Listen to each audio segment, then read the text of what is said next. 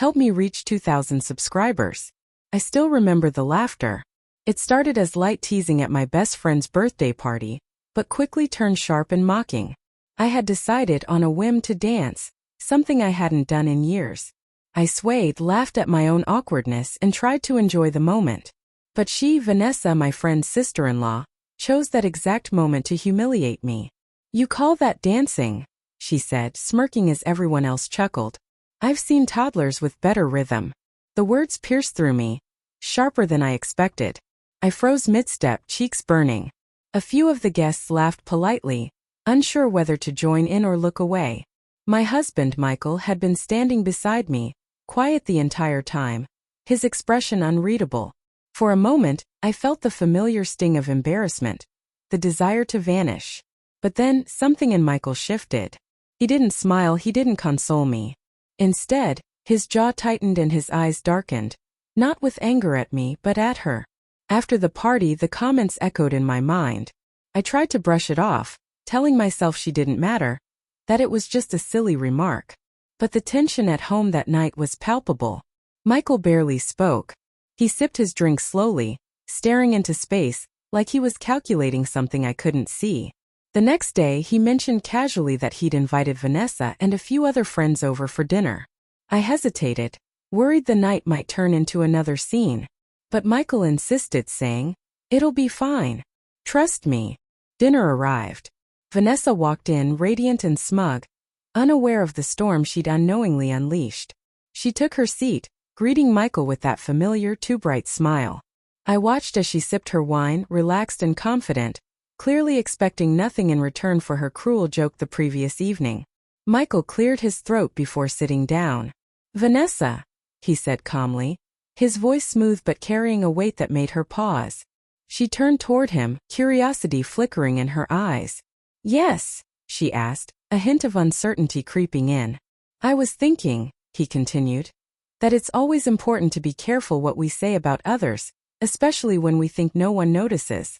"Right." Her smile faltered. The room seemed to hold its breath. I realized slowly that Michael wasn't going to let this go.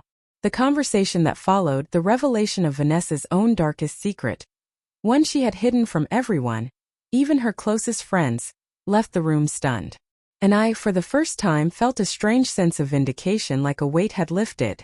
Vanessa's expression shifted from smug confidence to something unsteady, almost frightened.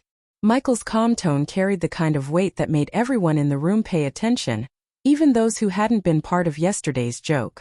"You know," he said, leaning back slightly, "sometimes the things we hide end up being revealed at the worst possible moments. People think secrets stay buried, but they rarely do." Her fingers trembled slightly as she set down her wine glass. A few guests exchanged glances, sensing the tension rising in the air. I could feel my pulse quicken, a strange mix of anticipation and nervous relief.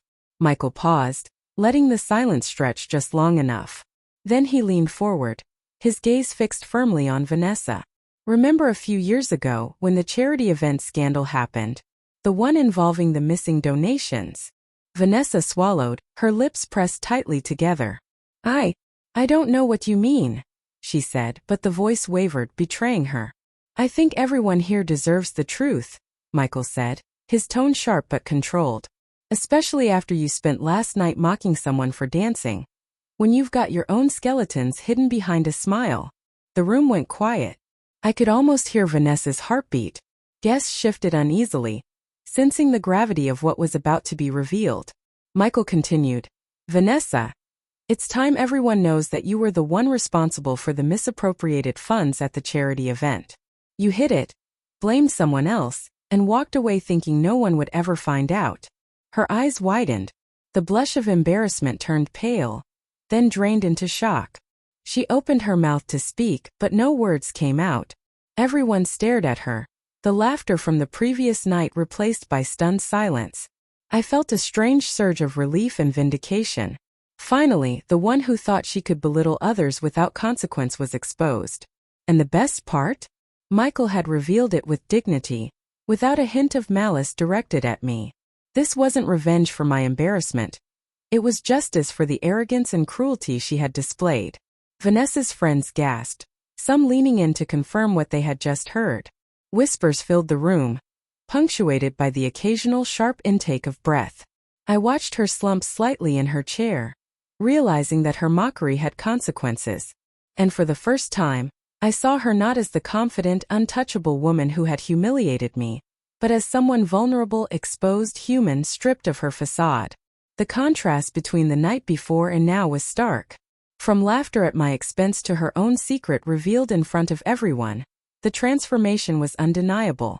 And I, who had felt powerless during her mockery, finally felt a sense of balance restored.